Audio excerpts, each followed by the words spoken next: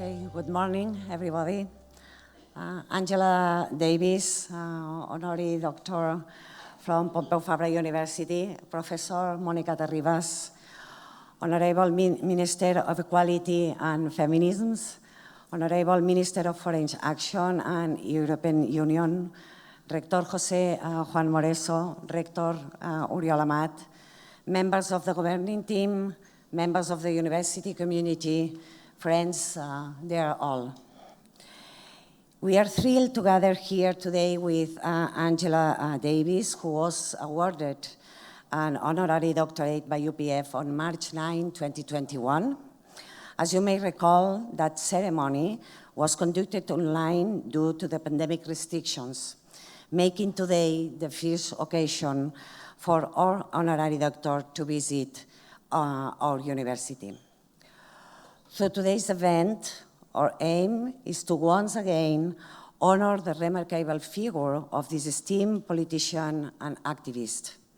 At this point, I would like to extend my thanks to the government of Catalonia, excellently represented today by Ministers Tania Verge and Meritxell Serret, because their involvement together with the organizers of the La Literal Fair has been instrumenting in facilitating Angela Davis's visit to Barcelona. Furthermore, I would like to recognize the contributions of former Rector Jaume Casals and his governing team, who advocated for this honorary degree during their term.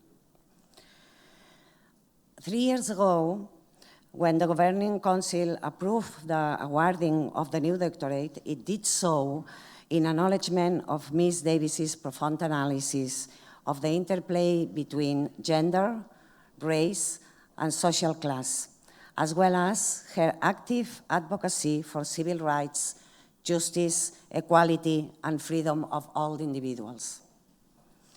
It is with the same honor and admiration that we welcome Angela Davis to our university today. Ms. Davis exemplifies unwavering beliefs, courage, and a willingness to take these risks in the pursuit of justice and equality. Her extraordinary journey stands as a beacon of inspiration, reminding us all the importance of persistence in effecting meaningful change. Dear Angela, your presence serves as a testament to our commitment to fostering dialogue and understanding on social debate. Your example reminds us of the responsibility that universities bear in promoting rigorous debate, critical thinking, and ultimately creating an environment where a diversity of opinions is both welcome and also defended. Preserving the autonomy and fundamental values of our universities is imperative for nurturing critical thinking and fostering a culture where ideas are challenged and debated. At a time when truth is often questioned and misinformation is prevalent, safeguarding academic freedom is essential. This freedom not only allows us to explore new ideas, new theories in the classroom or in labs, but also empower us to take risks to contribute to societal progress. At the core of every university lies a commitment to fostering critical thinking, whereas students and scholars are encouraged to question and analyze to make change happen. I have no doubt that this is a way to address diversity and gender equality at our university, the UPF, which despite its youth has a long way to make progress in these issues. We must make an effort so that anyone has opportunities to come to the university, and the university is a space that is truly representative of the society in which we live. Today, your audience is full of students and academics committed to hearing your insights on contemporary issues. This is why, in order to make this connection with our university community more tangible, we have designed today's event as a conversation, a dialogue, in which you can provide your most personal and intimate perspective. When Mònica Terribas, journalist, PhD in communication and professor at UPF, accepted the invitation to lead this conversation and made it her own, we ensured the level and excellence of this debate. My sincerest thanks, Mònica, for your dedication to our institution. The success of today's event is also greatly owed to your involvement and commitment. Before I finish, I will not like to overlook the fact that while we are doing this act, a massacre is unraveling in Gaza that should have never started. It should be stopped. From Pompeu Fabra University, once again, we call for a ceasefire and for the end of all the attacks against the Palestinian population.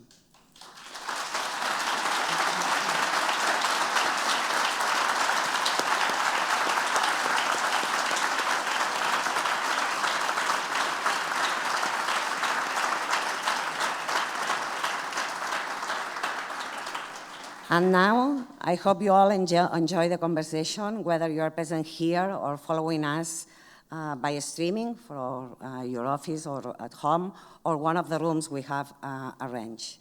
Without further ado, let the conversation commence. Thank you a lot.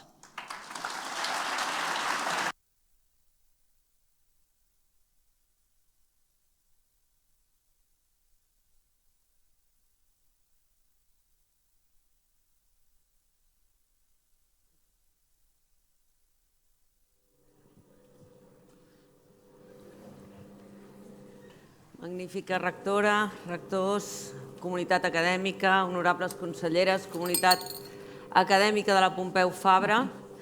It's a great honor to be here for two reasons. One, because when I first joined the university 30 years ago, I wouldn't have dreamt that one day we will be having Angela Davis here as an honoris causa of our university, which says everything about the compromise of this university with human rights and social struggle. That's the first reason. And the second is that the university has been generous enough to give me the opportunity to have a conversation with this woman, who is, for all of us, a reference for her academic career, because we know about her political struggle, but she has a remarkable academic career, and also her social compromise.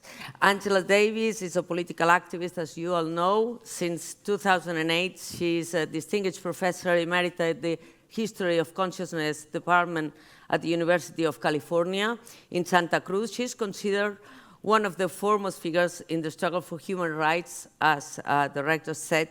All her papers, all her works are kept in the Schlesinger Library at Harvard. So if any one of them wants to do some research on you, they should go there. But if you want to know how Angela Davis is, you should go to Auckland, which is home for her. She graduated at Brandeis University in 1965. She decided to study philosophy at the Goethe University in West Germany, where she first encountered the Marxist thought. Closely connected to the Black Panther Party, she was dismissed from her position as an assistant professor of philosophy at the University of California in 1969, the same year she was hired, due to her affiliation with the Communist Party. So we could say that Angela Davis is a politically repressed person since she was really young. Winner of the Thomas Merton Prize in recognition for her struggle for justice. In 2014, she received an honorary doctorate for the University of Nanterre. Of course, here in 2021, she was likewise honored with this honorary doctorate by the UPF. So thank you, Angela Davis, for being here.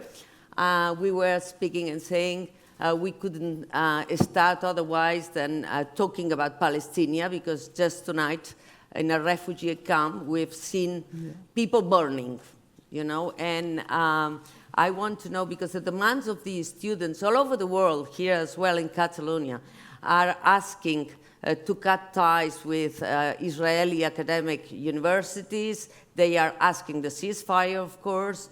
How do you live this movement of students all over the world demanding the ceasefire and the cutting ties with the universities in Israel? Well, first of all, good morning, everyone. Good morning. Sorry about that. And I'd like to say that I feel deeply honored to be able to participate in this event at the University of Pompeu Fabra. And I especially appreciate the fact that you offered me an honorary causa degree. I'm particularly proud at this point because the universities with which I'm associated in the United States and most universities would not have made such a statement to open this event. And as someone who's been involved in the struggle for solidarity with Palestine virtually all my life, I feel so much more comfortable here in this space at this time, knowing that I'm surrounded by many people who share the same commitment to guaranteeing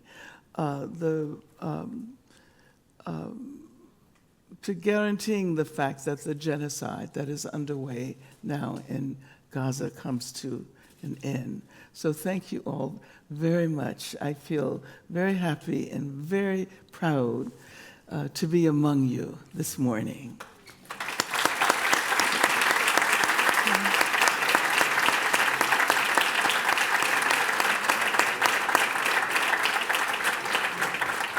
And likewise, with respect to the United States, despite the position that has been taken by most administrations of most universities in the U.S., the students and large numbers of faculty are pointing the way to the kind of future that we all need, particularly with respect to an end to the violence in Gaza and the cutting of ties in relation to the academic and cultural boycott with Israel. As someone who has been involved in that movement since the 1960s, this is a very special moment for me and my comrades who share that experience. While I cannot fail to continually experience the grief and sadness that has been brought on by the violence and the destruction of so many lives and the destruction of the absolute utter destruction of Gaza, the violence that is underway in the West Bank. Even as we are experiencing this, our hearts are warmed by the fact that young people, especially students all over the world, are standing up and saying no.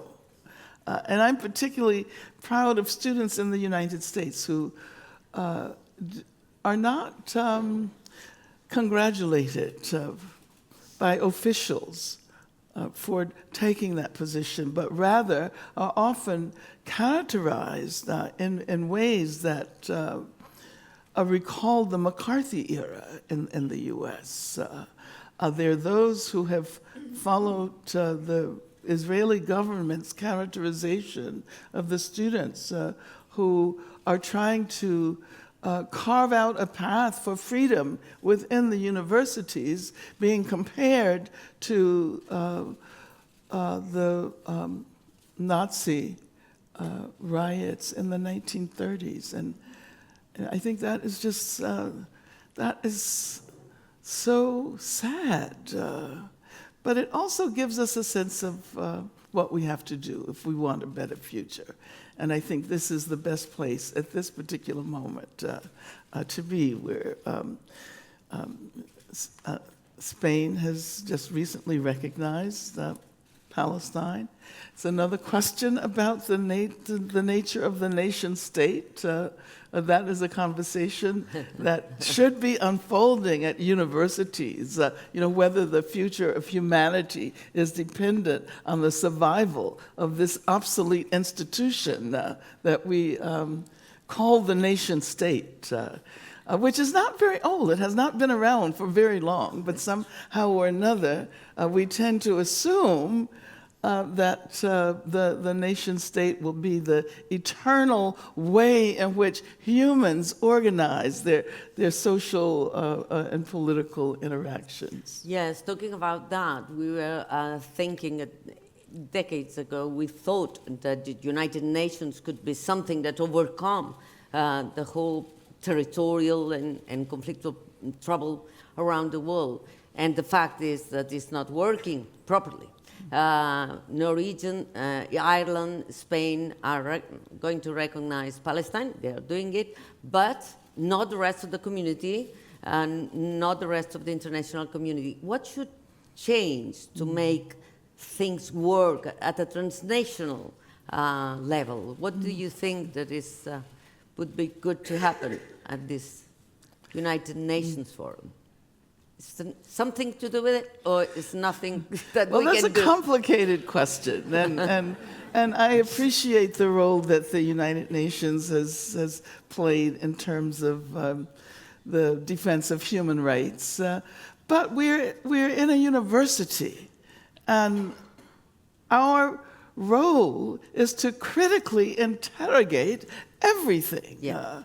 And even as we might support a formation like the United Nations, we have to recall that the very notion of the human historically has been racialized.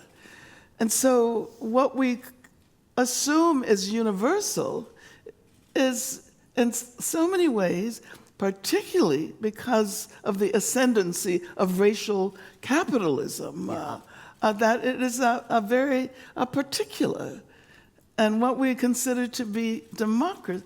Well, we can go on and on.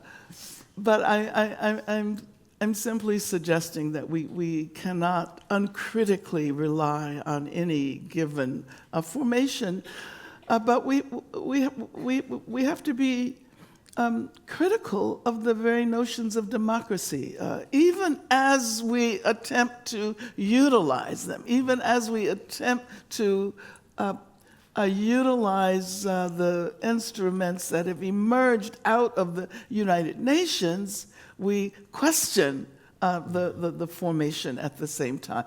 I mean, isn't that supposed to be the role of education? Isn't that what we are learning how to do, to be conscious, consistently and vigilantly critical and questioning about all of the circumstances of our lives. We've started talking about the role of students at the universities all over the world, particularly in the United States, Europe, for the Palestinian cause. Let's talk about the role of the university, because maybe it's a space, the public universities especially, in which intersectionality that you've always said that is the key thing for all the social struggles, racial rights, but also gender rights, etc. Which role universities should play all over to fight for social struggles, when we see really that universities are conditioned by economic interests and self-profit? What role should the university play?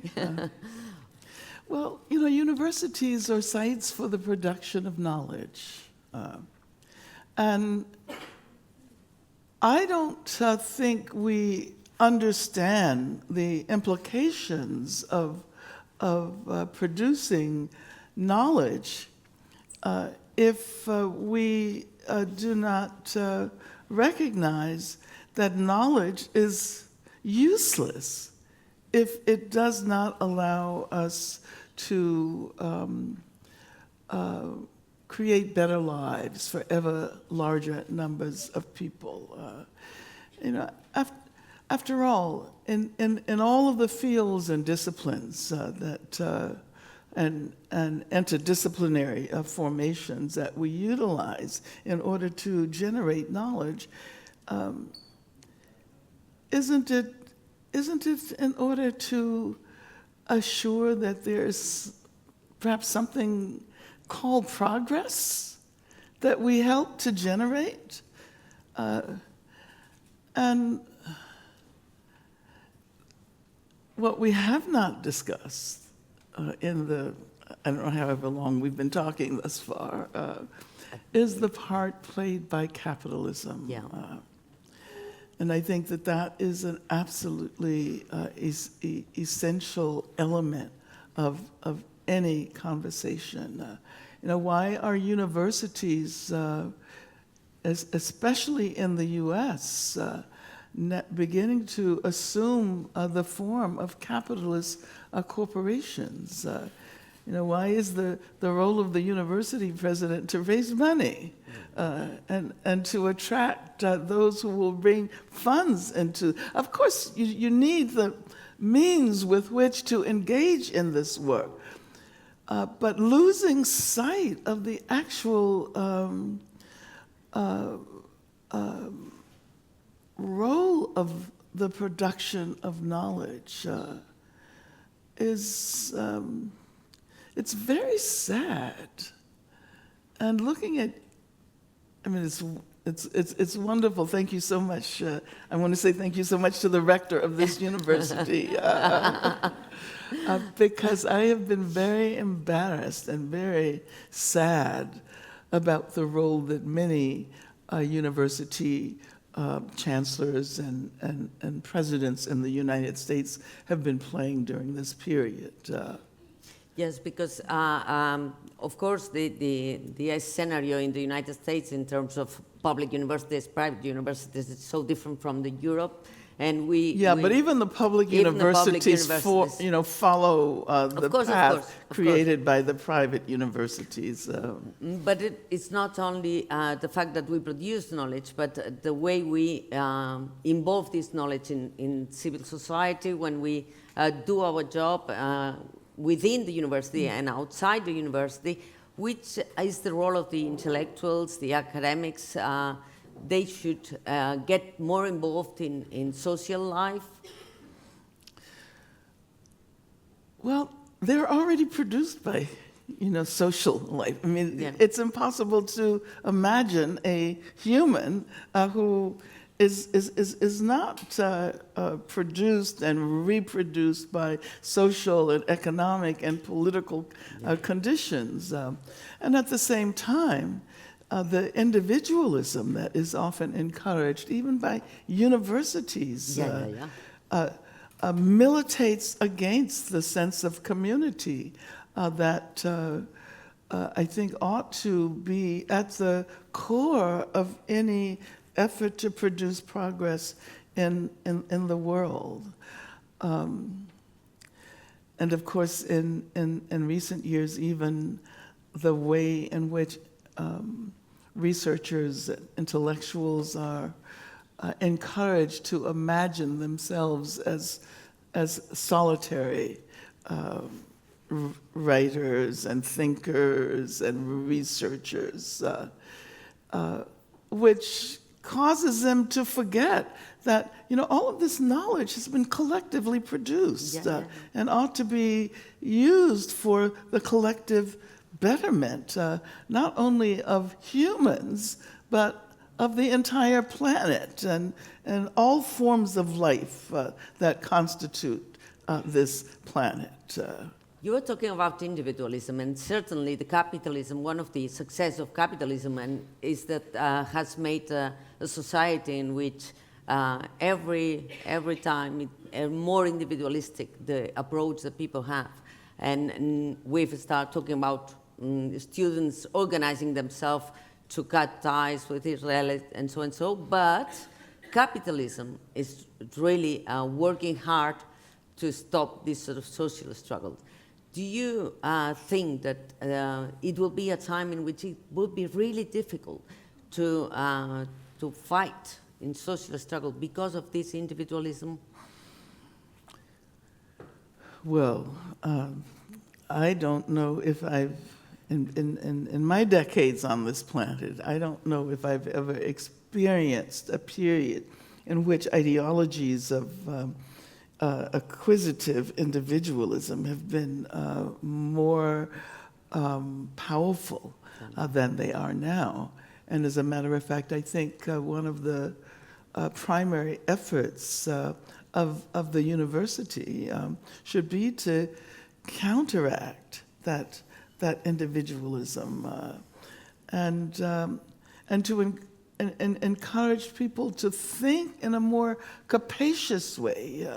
It is so limiting to assume that the individual is the primary unit of our society, and not to recognize that individuals are produced collectively, and that we treasure individuality. I mean, that is what we should be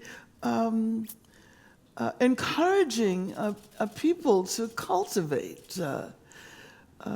But individuality is not possible under the conditions of the ideological spread of individualism. As a matter of fact, individualism always militates against individuality, and that is, I mean, it's interesting that that individuality is assumed to be a product of individualism, but individualism produces sameness. It does not encourage the imagination.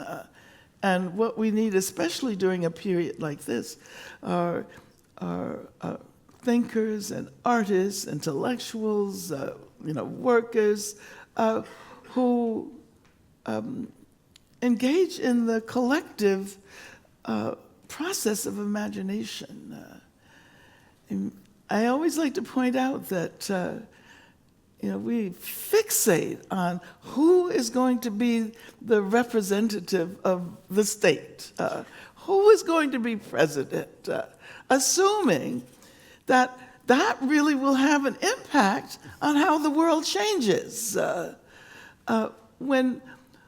If we look at the actual movements that have brought about change in the world, these movements have always been collective movements. If I look at the country where I've lived all my life, there's not a single political figure who can be represented as responsible for the change that has happened.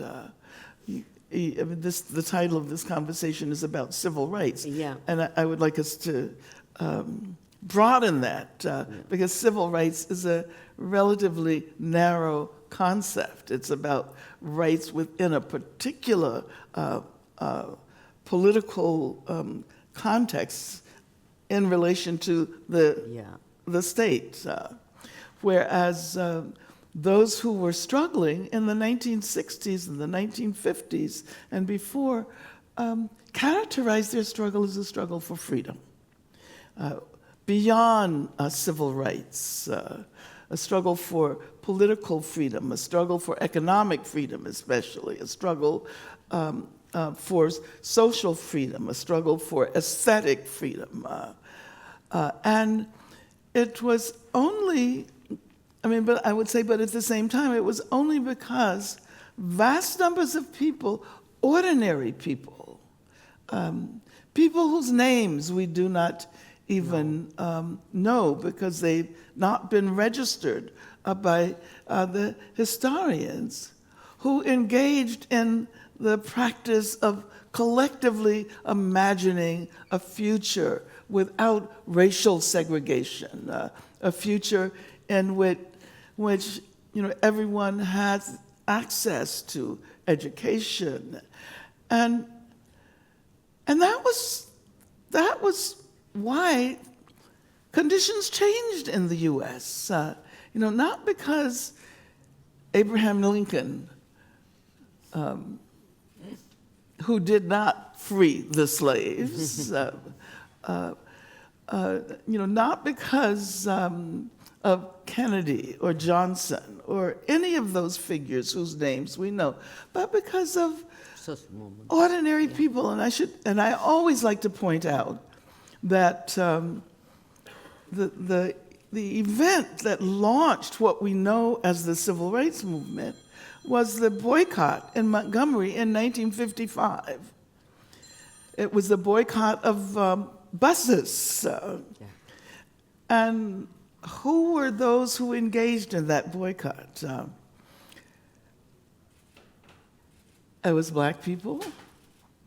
It was Black women. It was Black women who were domestic workers. And they are never proclaimed as the ones who are responsible for the earth-shaking changes when regimes of racial segregation were dismantled. They're always hidden, and you have the figure, perhaps a figure like Martin Luther King, and as a figure, that's okay. Amen. As well, yeah. As usual. Yeah. Well, okay. But, I think that only by thinking critically and raising questions do we arrive at a way of thinking, a way of understanding, a way of being that is very different from what is encouraged, by the prevailing. When we can look at the world and think, look, we've lived the Black Lives Matter movement, we've lived Fridays for Future climate change movement from the young people, we are living the feminist fight all over, and we can also look and say, what's happening? The right-wing parties are growing all over. I mean, this struggle is normal. How do you, this tension between social movements, young people who is fighting for their ideas and rights, but on the other side, we have all these parliaments full of people from the right-wing parties? Well, that really shouldn't surprise us. No. It's worrying. But it is very worrying. It's very worrying. But as I like to point out, if we are dedicated to creating a world where racism will have become obsolete, if we want to fight for a world where the chemicals are no longer polluting the soil, where plastic is no longer filling up the ocean, we should be prepared for those who are profiting from that pollution, for those who want to return to a moment in which racism prevailed, for those who don't want workers to continue to be able to fight not only for subsistence, but for the possibility of a better world for their children. we're not engaging in that struggle without resistance. There are those who don't want that, and they will always be there. Somehow we often assume that once we have achieved a victory, that it's etched in stone. And I often wonder where this idea comes from, that we only have to engage in one struggle. And in a sense, it may be encouraged by those of us who inhabit spaces like this, where we focus on thinking and researching, and therefore we can take certain factors out of the picture. Yeah. I mean, sometimes we have to in order to do the kinds of analyses that we want. But we also sometimes forget that that is not how things work in the real world, that the world is messy. And there are always going to be those who will fight back. And maybe we give a lot of importance to politics, but in fact, one of the main problems that we have is the oligopoly of the big technology and the big companies that control all the data that we are involved in. I'm sure there's a lot of people here who is not sharing what they are living life with the rest of the world. So these big companies own our data and use our data for their purposes. Are you worried about this, about how this can affect the capacity of social movements to organize themselves? Of course, I'm very worried. But at the same time, I remember when I was very worried about the FBI tapping our phones. I think the point that I'm making is that the world we inhabit today is very different, and the new technologies of communication have created new conditions, and oftentimes we assume that what we need to do is to get rid of those technologies in order to be able to experience the world in the way we want to. But those technologies are constituting the conditions of our lives today. And of course, sometimes I consider, I feel like I'm a Luddite because, I haven't adapted a lot of the new, social media. But I also recognize that it's useful to mobilize. Well, it's not only that it's useful, but these are new conditions that are not going to go away. Yeah. And it's not really helpful to say that we have to return to a different period in which those modes of communication no longer exist. As you said, I think it's very important to try to figure out how they can be utilized in ways that will promote progress, as opposed to simply saying that we're going to get rid of them. Yeah, what Marcuse would say, or what Angela Davis would say, because when you think about social media, you get back to the 1940s, 50s, when the Marxists said, be careful with the big media because they can control your minds and so on and so forth. But now it's the same. We need to use them well. We need to use them to emancipate the movements, and we cannot say this is not existing because it's our world.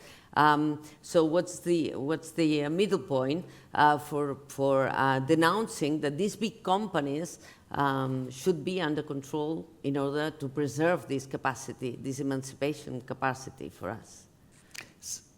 How can we stop these big companies to control the whole information that is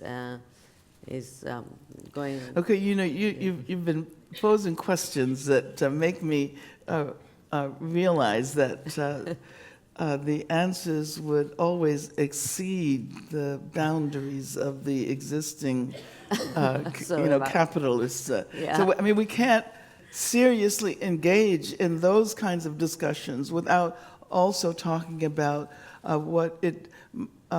the need to completely transform the socioeconomic system. Capitalism, capitalism has already been around too long. And but capitalism likes to promote the assumption that it is internal, that it is eternal, that it will always be here. And that is the only system. Exactly. So that, that kind of question requires us to think beyond the possibilities that exist within the current, capitalist, global capitalist formation. I do a lot of work around prisons. I mean, I never recognized when I myself went to jail in 1970 that would become my life's work. But now I'm actually very thankful that I had that experience. As difficult as it may have been, as I've pointed out many times, I think of it now as a gift because it was the beginning of a trajectory that has allowed me to lead a very fulfilling intellectual and political life. The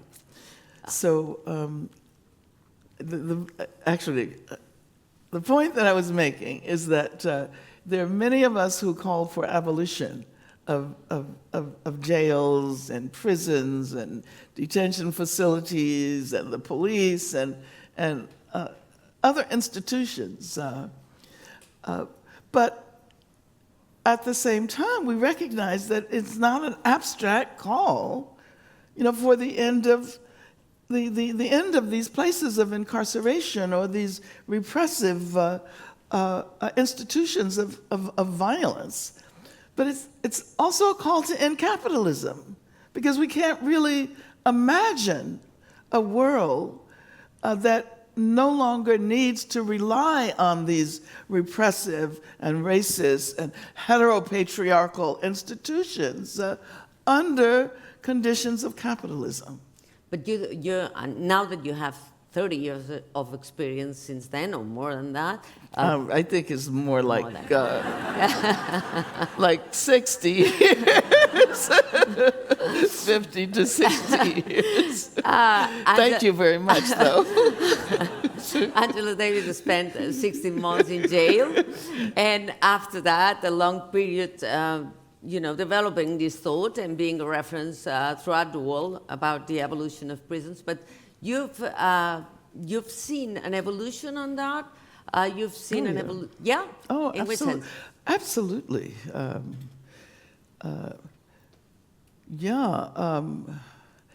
As a matter of fact, what I've been thinking about lately is the extent to which the availability of social media and the various technologically inflected modes of communication that we rely on, that there's a tendency to speed up history. Because as someone who has been working on abolition since the I would say the early 1970s, I never imagined that it would have a mass appeal in my lifetime. I mean, I imagined that there would be a mass appeal, but it would be after those who were doing the organizing at the time were no longer on this earth.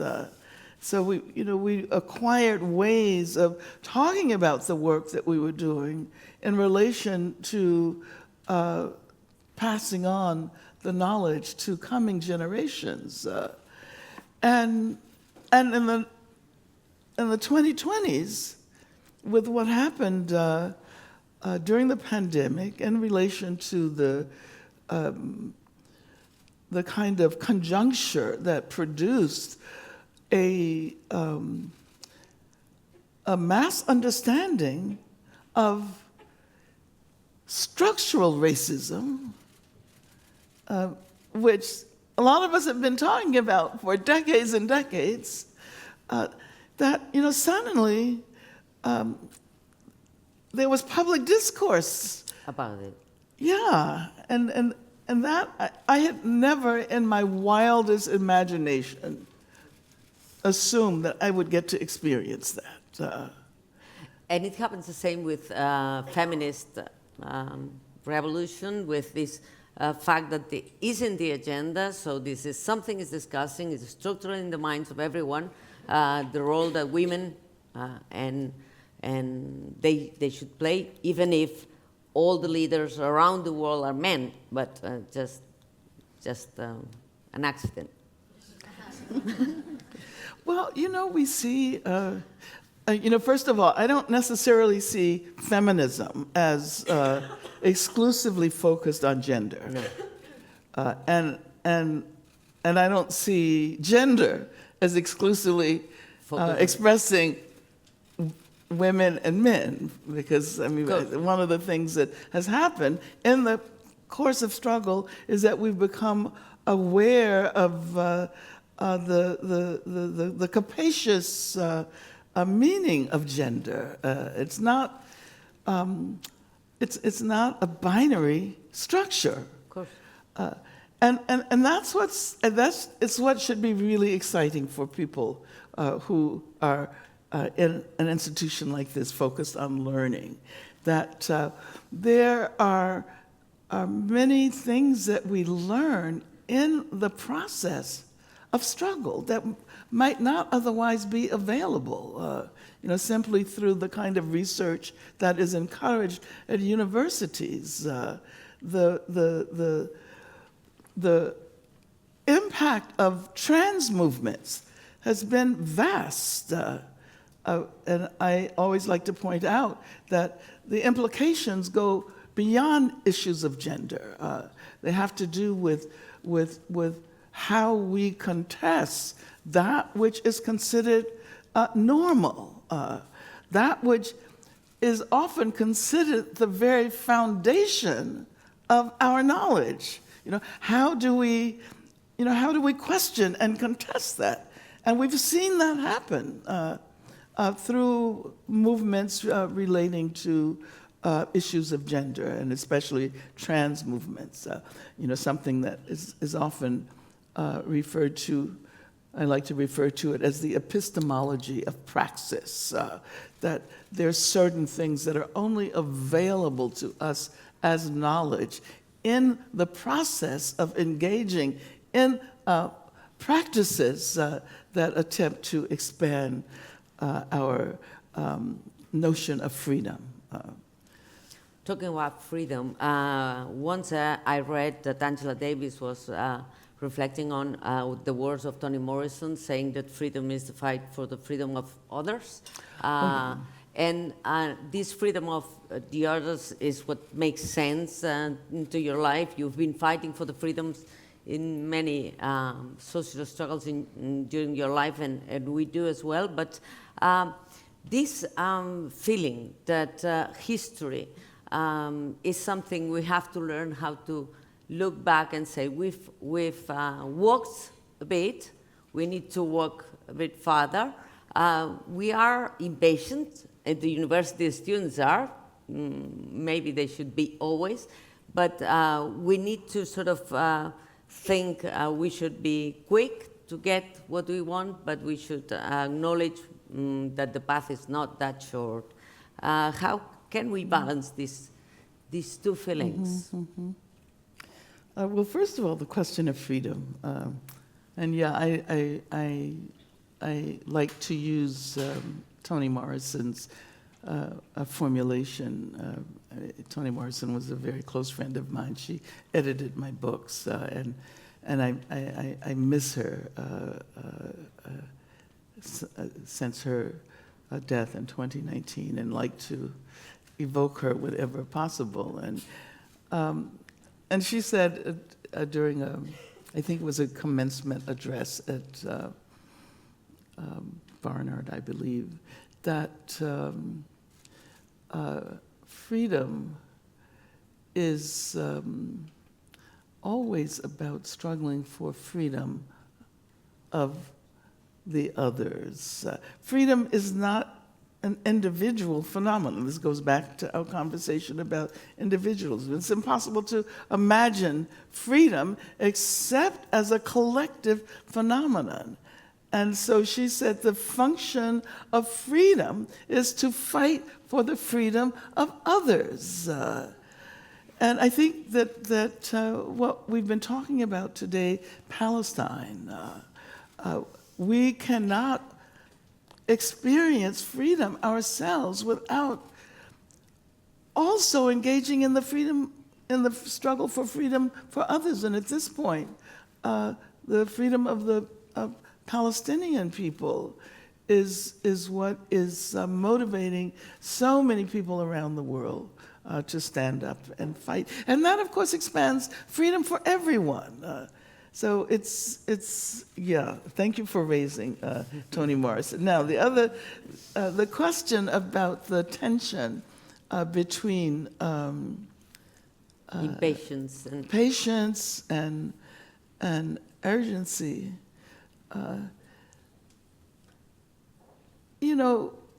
Contradictions don't mean that we don't often, that we're not able to keep both poles in tension. And we might think of urgency and patience as two different sides of a contradiction. But we need urgency and we need patience. And we need to be able to call on both of these, both patience and urgency. And I often like to think that older people can learn a great deal from younger people who are sometimes much more impatient and want to see results right now.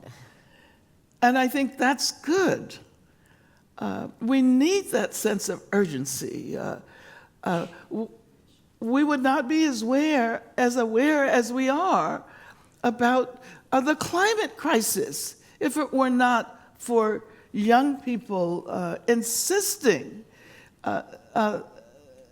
that this is an urgent matter to save this tiny part of the universe. But at the same time, it often takes a while to accomplish what we want.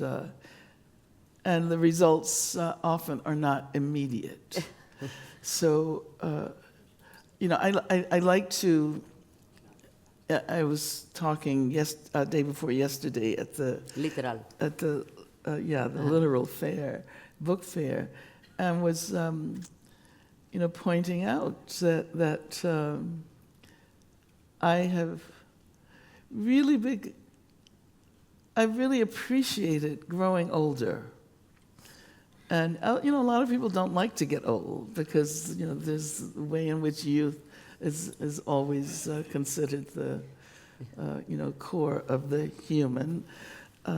But aging allows us to recognize that the temporality of our struggles are such that ideas that get introduced and goals that get introduced early on may not actually begin to resonate in a mass way for decades.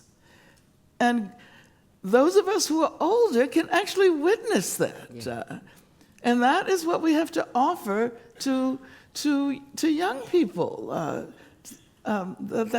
more expansive temporality, without urging young people to just wait around, because you need the urgency. If you didn't have the urgency, then there would be no possibility of even beginning to imagine that these ideas would resonate 30, 40, 50, 60, 70 years down the line. Yeah, but from a social justice point of view, what cannot wait at this very moment? Well, nothing can wait, really. You know, I mean, we're still dealing with colonialism. Look at Israel. It's a settler colonial state that is still trying to expand. That one. But, of course... You know what? I think it's important to embrace that those terms which appear to contradict one another, precisely because if one did not have the urgency of struggling right now, there would be no possibility of even envisioning the kinds of radical changes we want in the future. So we need the patience, because if someone gets involved in a movement for 5 years and then 10 years. 10 years and says, you know, people years. often do this. I've been doing this so long and nothing has changed, and then they want to drop out. You know, but I've also come to appreciate the value of repetition. You know, sometimes you just have to keep saying it. But in the course of repeating, you learn. Yeah. And so it's never repetition of exactly the same thing as before. Resilience. Resilience, keep Yes. going, repeating again. But one way, and we are about to finish. And constant learning. Yeah. From the errors as well that we made all the time. But we don't like to recognize that we get wrong when we do something. There's something we should do as well, isn't it? Well, yeah, I mean, I always think we learn more from the errors Yeah. than from getting it right the first time. One last question. There's a lot of students here. Most of them have been able to come to the university to study, but there are a lot of people who has no access to university still because they don't have the conditions, socio-economic conditions to do it, because they are sort of migrating from countries where the conditions are even worse, etc. One way of controlling people is not giving them the socio-economic conditions to do things.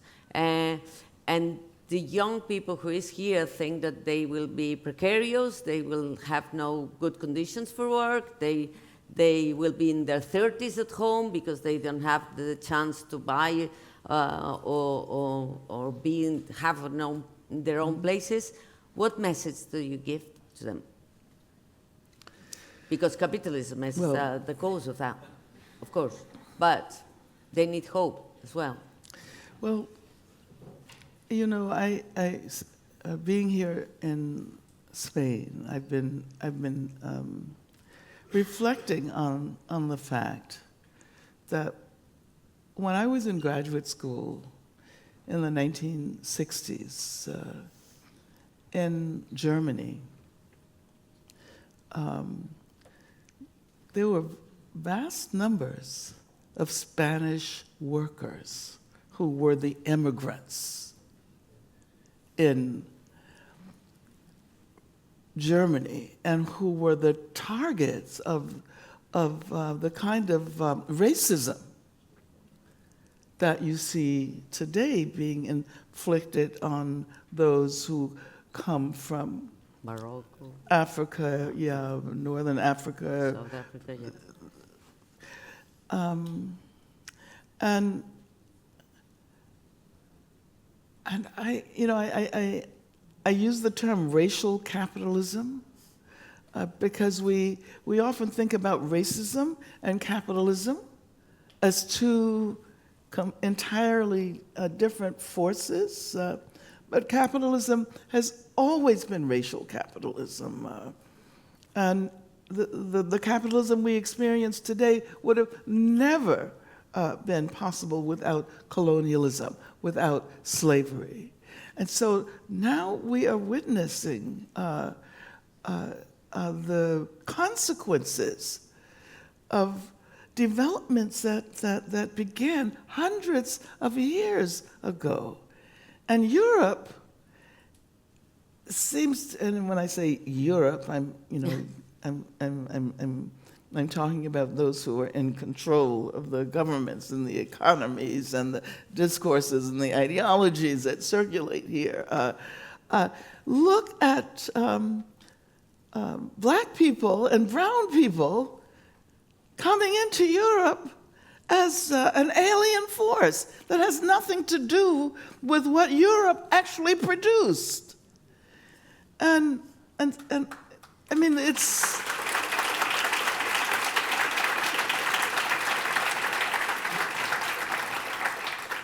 So yeah, I think that here in Spain and Europe, there's an enormous amount of work that has to be done around issues of racism. Europe is not white any longer. It's not a white region of the world.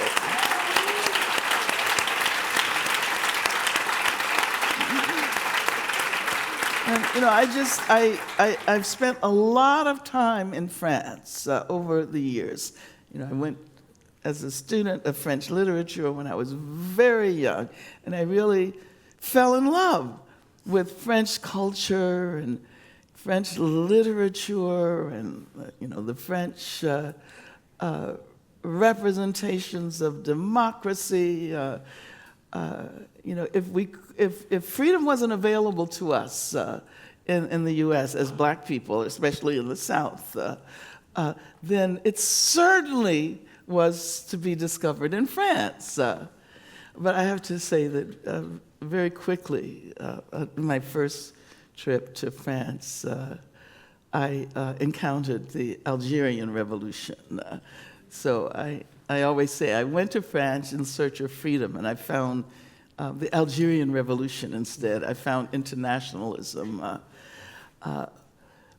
But now, when one looks at what is unfolding in France, the Islamophobia that represents itself as a laïcité, it is so horrendous. And of course, I haven't talked at all about the fact that I'm only sitting here today because there were movements all over the world for my freedom.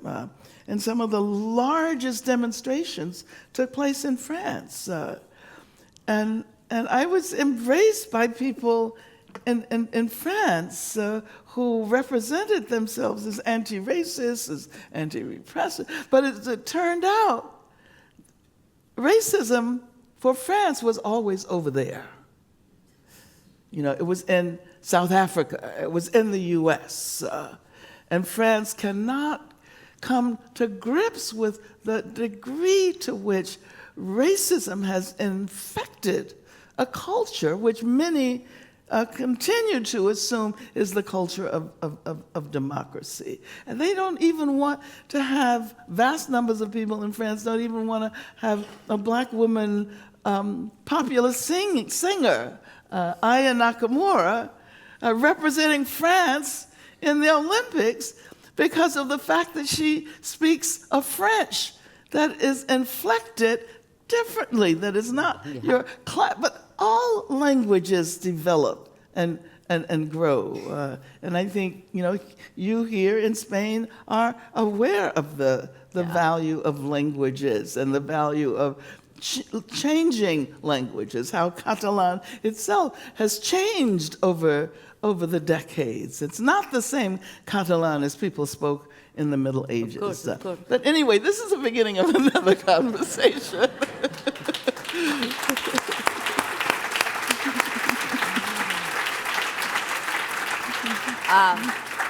Talking of which, we are going to finish, but where was Angela Davis in 2017? A friend of mine told me that Angela Davis is always where she has to be at the time.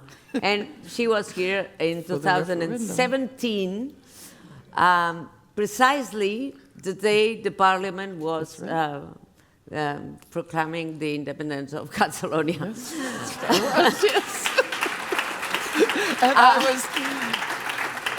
And I was also saying at the time that we wouldn't make it. Well, no. You could have said before. It wasn't about that. It was about creating a robust agenda. And I had an encounter with a young black woman who told me that Catalan was her first language. But she never saw herself reflected in the demands for independence. So, whatever the consequences of agendas for independence are, they need to reflect the realities and not be held captive by racist ideologies and, assumptions of capitalist permanence.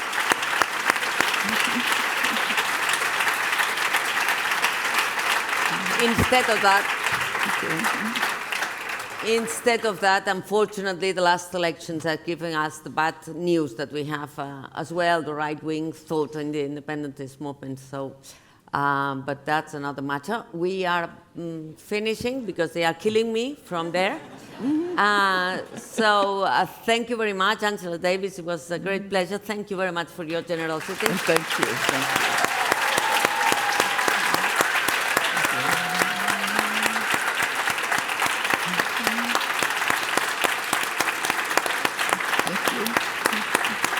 I'll stand up too.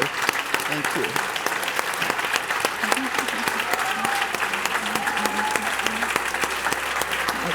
It's okay.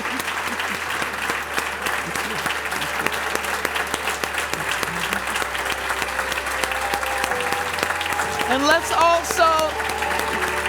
let's end with Free Palestine.